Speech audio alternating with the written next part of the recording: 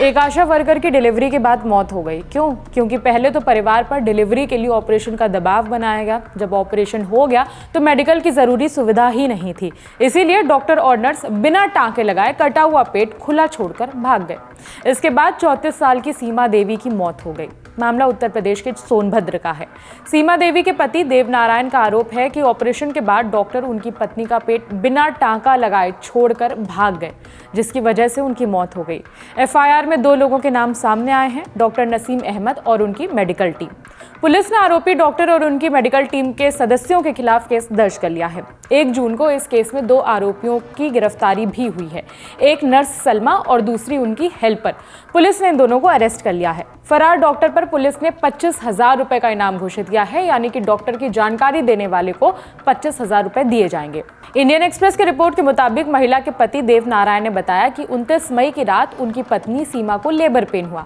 वो उन्हें लेकर हॉस्पिटल गए, एक सरकारी हॉस्पिटल गए। वहां कोई डॉक्टर मौजूद नहीं था, सिर्फ एक स्टाफ नर्स मौजूद थी। उसने सीमा को कुछ दवाएं दी और देवनारायण से कहा कि सीमा की हालत खराब है, बिना ऑपरेशन की डिलीवरी नहीं हो पाएगी।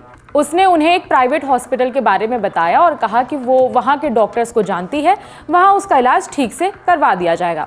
देवनारायण मान गए तो नर्स ने तुरंत सरकारी एम्बुलेंस बुलवाई और सीमा को प्राइवेट हॉस्पिटल में भेज दिया।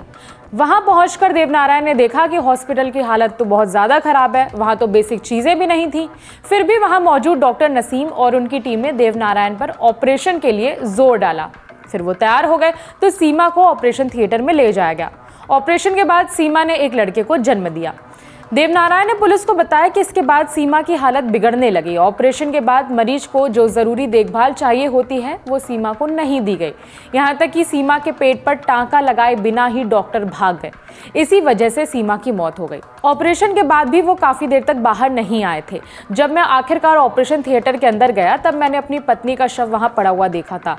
हॉस्पिटल के तीनों कर्मचारी मेरी पत्नी को ऑपरेशन टेबल पर छोड़कर भाग गए। देवनारायण और सीमा की 4 बेटियां हैं। इनमें से जो सबसे बड़ी बेटी है उसकी उम्र 11 साल है।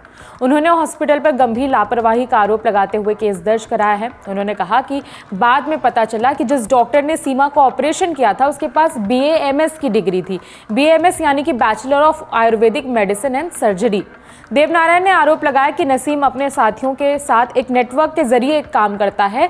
उसके लोग कमजोर, गरीब और बेबस लोगों को पैसे के लालच में उसके हॉस्पिटल भेज देते थे। पुलिस इन सभी आरोपों की जांच कर रही है। सोनभद्र के पुलिस अधिकारी हर्ष पांडे ने बताया कि आरोपियों के गिरफ्तारी की कोशिश की जा रही है। लगातार छापेमारी चल रही है।